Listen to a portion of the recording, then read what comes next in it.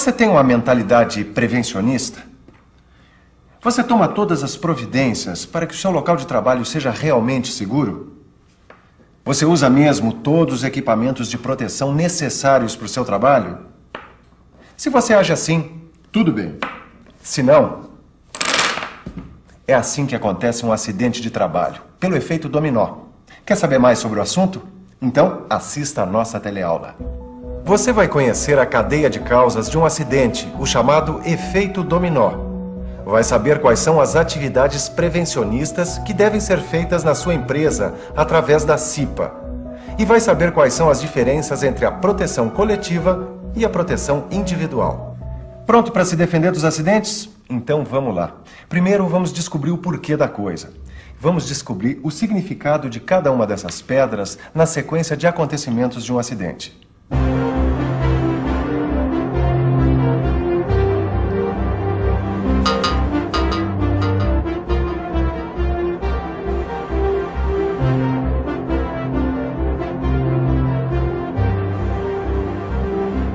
Ô, Deval, Pois é. o que está estudando aí? O efeito dominó. Efeito dominó?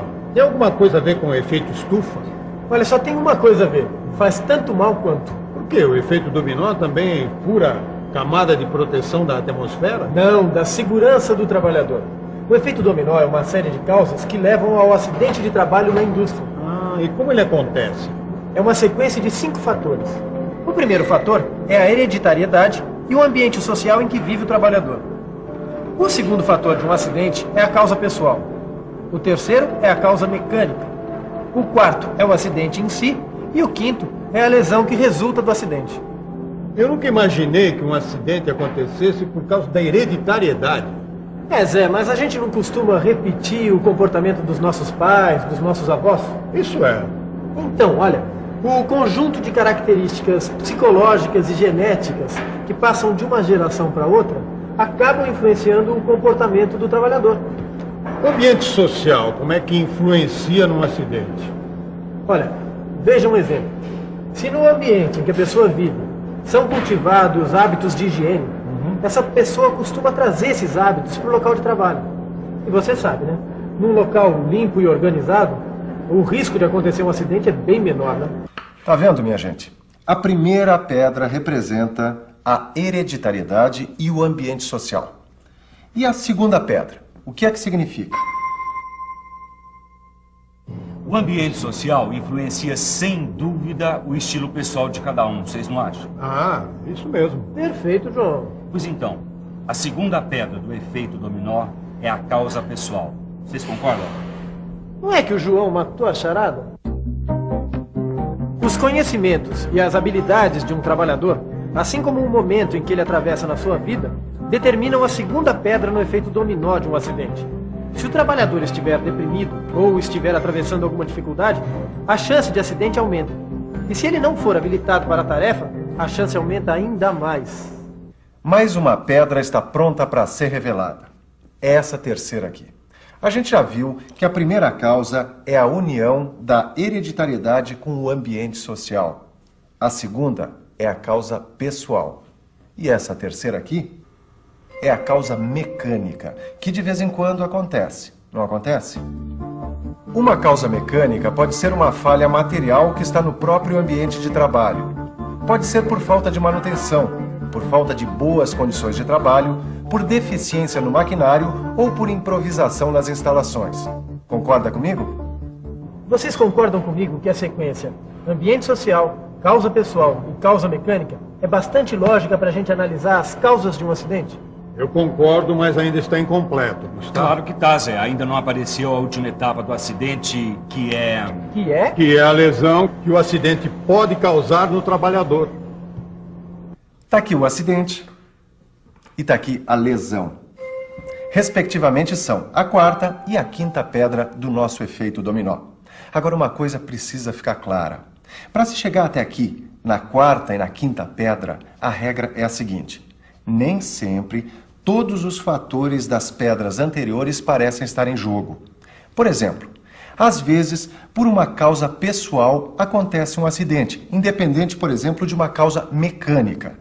Mas na maioria das vezes, o que acontece é isso mesmo. Um efeito dominó que envolve ambiente social, causa pessoal, causa mecânica, acidente e quase sempre a lesão do trabalhador. Bom, eu acho que o trabalhador tem que aprender a evitar o acidente. Concorda comigo? Totalmente. É o que eu sempre digo. O negócio é prevenir, é saber como evitar o acidente. Bom, mas falar é fácil, né, Derbal? Qual é a medida concreta que a gente pode tomar para evitar que o acidente aconteça? Para evitar que um acidente aconteça, quer dizer, para evitar que essas últimas pedras caiam, a jogada aqui é a seguinte: não deixar que essas outras pedras aqui caiam também. Aí você me pergunta, mas como é que a gente muda a hereditariedade de uma pessoa? E aí eu respondo, a gente não muda. E aí você me pergunta, mas como é que a gente muda o ambiente social? E eu respondo, com atitudes, com organização e com bons exemplos. Tá aí uma porção de bons exemplos de ambiente de trabalho voltado para a segurança.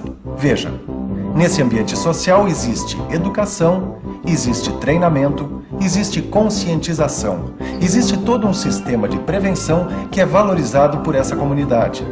O trabalhador que conhece bem o seu trabalho, conhece as normas de segurança e que está cercado por outros trabalhadores que também estão bem preparados, claro que terá muito menos chance de deixar o dominó cair até chegar num acidente.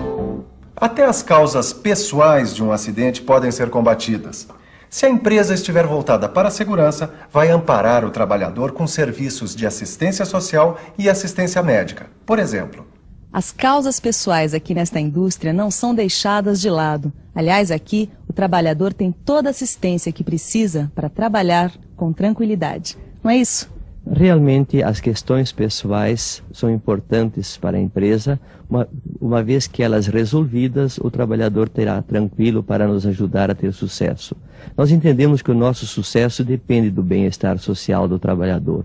Por isso, nós organizamos um sistema de assistência médica para os nossos empregados e seus dependentes, cerca de 45 mil pessoas, e além disso, apoiamos nossos empregados em questões jurídicas ou de orientação social, seja pessoal ou familiar. Você viu que a assistência ao trabalhador no plano pessoal pode fazer muito pela redução dos acidentes? Mas repare bem, veja aqui no nosso efeito dominó qual a pedra que está no centro. É essa aqui, a pedra da causa mecânica. Eliminar essa causa é um fator central para a segurança no trabalho. Sem ela, fica muito difícil acontecer o efeito dominó. Tudo bem, a gente já está dominando o efeito dominó. Mas agora, Derbal, vamos ver como é que fica. O que a gente pode fazer para trazer a prevenção de acidentes aqui, para dentro da nossa empresa? Bom, o primeiro passo é identificar as causas, né? E instalar uma CIPA. Isso, CIPA, Comissão Interna de Prevenção de Acidentes. E você aí, meu chapa, tá por dentro desse assunto?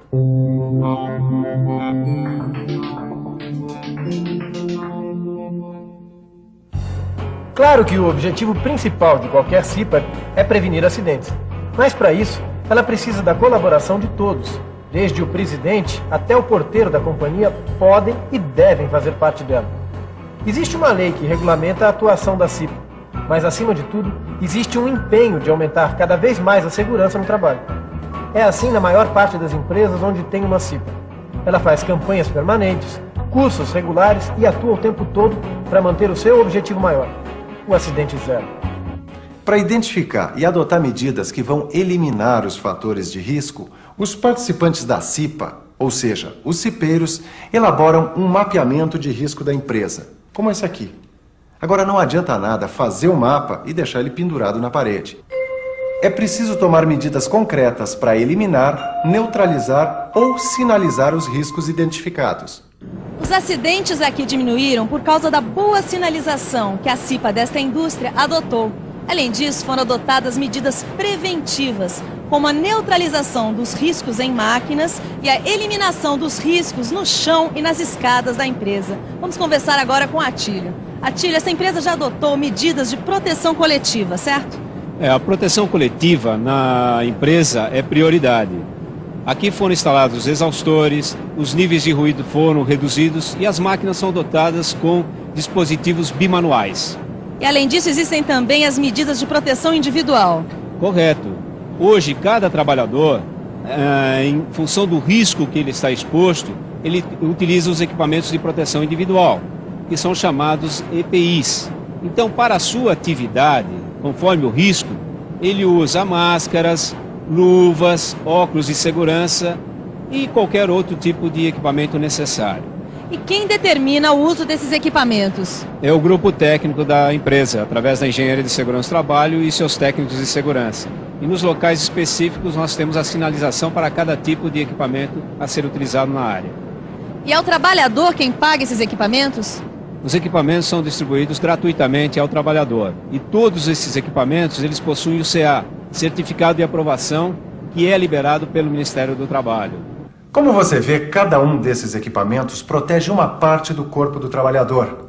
Conforme a tarefa, são equipamentos fundamentais para preservar a sua saúde. Veja, o capacete protege a cabeça contra impactos, perfurações, sol e chuva.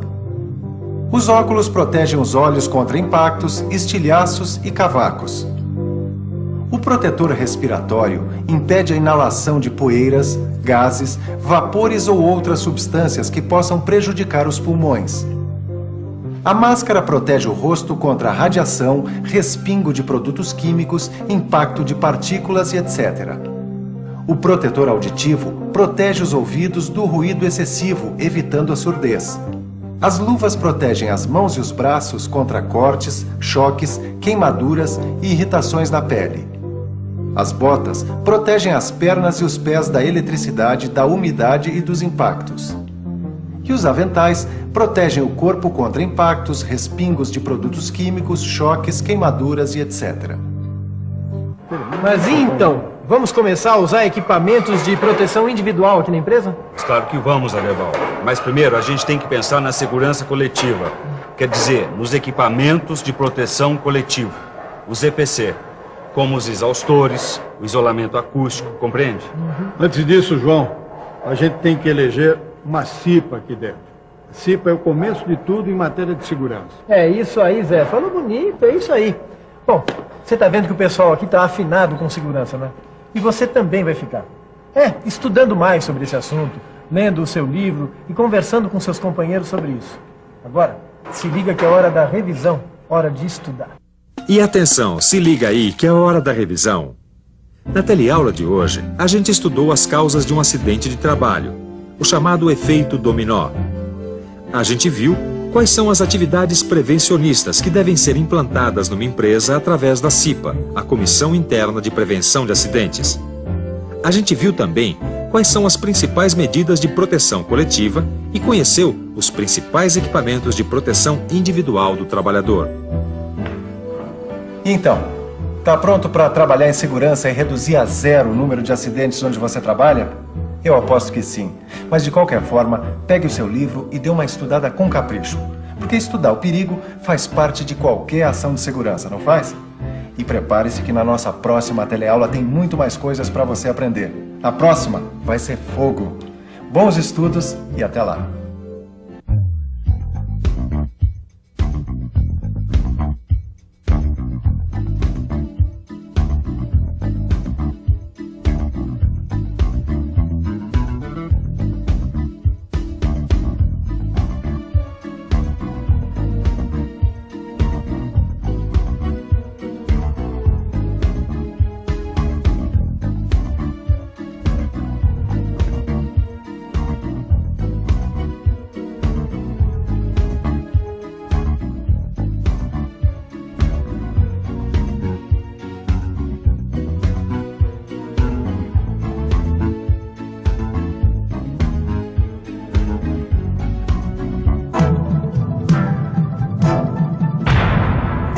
Telecurso 2000, um programa de educação do Sistema Fiesp e da Fundação Roberto Marinho.